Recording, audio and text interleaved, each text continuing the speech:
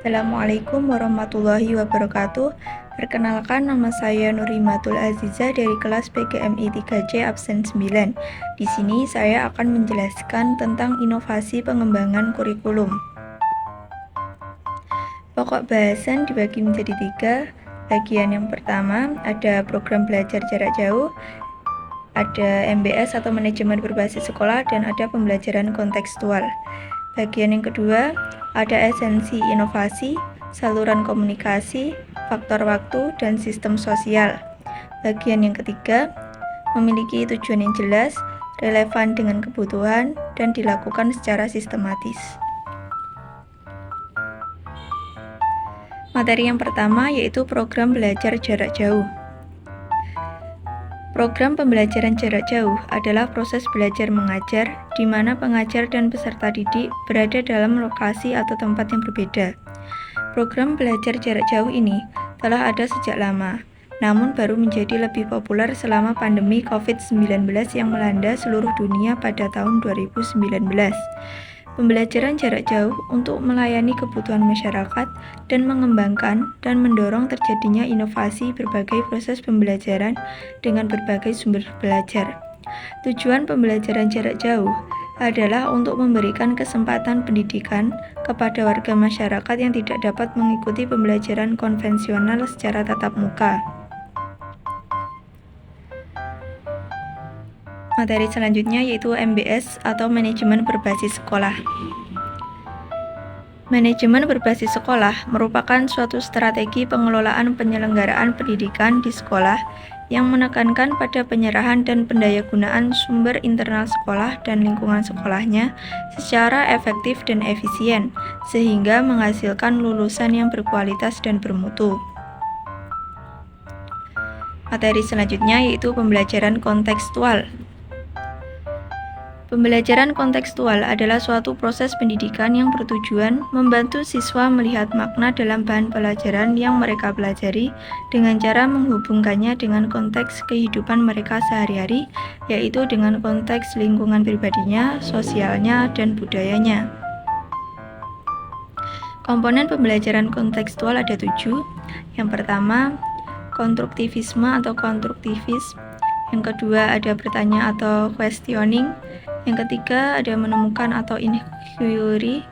Yang keempat masyarakat belajar atau learning community. Yang kelima pemodelan atau modeling. Yang keenam refleksi atau reflection. Yang ketujuh penilaian sebenarnya atau authentic assessment.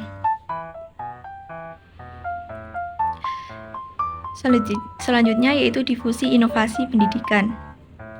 Difusi inovasi pendidikan merupakan proses mengkomunikasikan untuk memberikan suatu pengertian dalam bidang pendidikan kepada sistem sosial atau masyarakat dengan berlangsung sepanjang waktu agar tercapainya suatu pemahaman yang dapat diterima dalam kalangan masyarakat. Unsur pokok dalam difusi inovasi. Yang pertama, esensi inovasi.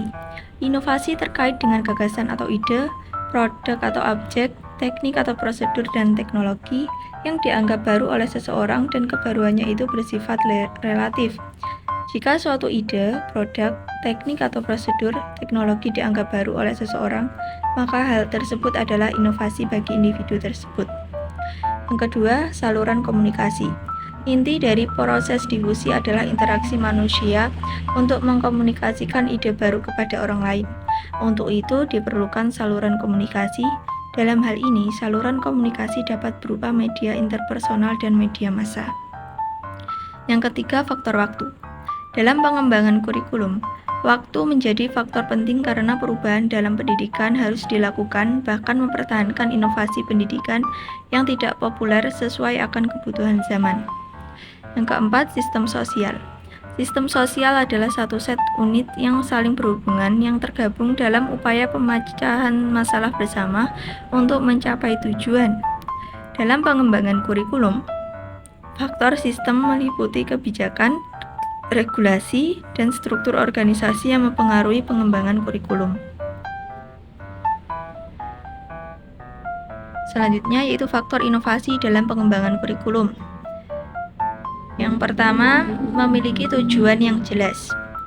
Tujuan jelas pengembangan kurikulum adalah untuk meningkatkan kualitas pendidikan dengan mengatur dan mengintegrasikan berbagai komponen pembelajaran seperti tujuan pembelajaran, materi pembelajaran, metode pembelajaran, penilaian, dan sumber daya pendukung lainnya. Yang kedua, relevan dengan kebutuhan. Prinsip relevansi mempunyai kedekatan hubungan sesuai dengan apa yang terjadi apabila dikaitkan dengan pendidikan. Berarti perlunya menyesuaikan antara program pendidikan dengan tuntunan masyarakat. Yang ketiga, dilakukan secara sistematis. Inovasi perkembangan kurikulum dilakukan secara sistematis dengan tujuan untuk meningkatkan kualitas pendidikan. Dengan melakukan inovasi perkembangan kurikulum secara sistematis, diharapkan dapat tercipta kurikulum yang relevan, responsif terhadap perkembangan zaman, dan mampu menghasilkan lulusan yang berkualitas. Sekian penjelasan materi dari saya. Terima kasih. Wassalamualaikum warahmatullahi wabarakatuh.